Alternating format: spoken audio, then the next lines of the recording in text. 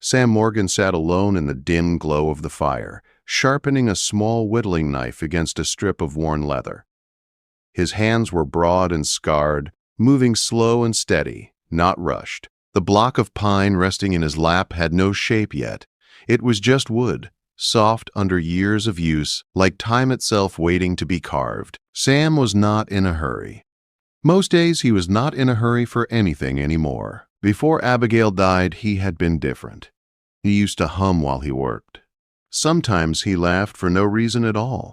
There had been bees around the cabin then, chickens scratching near the coop, and flowers growing in careful rows beside the porch. Abigail loved that little garden more than anything. Wild tulips, prairie roses, blue flax that bent with the wind. After she passed, the garden turned wild. Then winter came. Then nothing came back. Sam never planted again. Outside, the storm was closing in hard. Snow did not fall gently. It came down in thick, steady sheets, covering the land inch by inch. Sam poked the fire once with the iron poker and leaned back in his chair, letting out a long breath. His bones ached, but not from the cold alone. This ache lived deeper, in his chest, where warmth used to be. It was the kind of pain that did not cry out. It simply stayed. He lifted his cup of coffee, already cold, and drank from it out of habit. That was when he heard it. 3 knocks on the door, slow, heavy.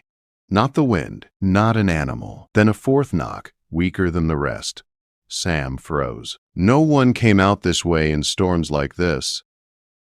The road was buried under snow taller than a man's chest. He rose slowly, joints stiff, and crossed the room. When he opened the door, the storm rushed in, sharp and white. A woman stood there, swaying slightly on her feet. She wore a coat too big for her, its hems stiff with ice. Her hair was loose, wet with snow, and her face was pale with hunger and cold. Behind her, wrapped together beneath one thin torn quilt, stood 3 small children, no taller than Sam's knee. Their eyes were wide with fear. The woman did not speak. She did not need to.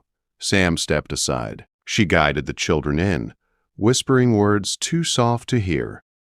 Sam shut the door and bolted it tight against the storm. They stood near the hearth, dripping snow onto the floor. The smallest child clutched a soaked rag doll to her chest, like it was the only thing keeping her upright. Sam added another log to the fire.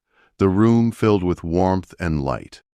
Still, no one spoke. Finally, the woman found her voice. She sounded tired but steady.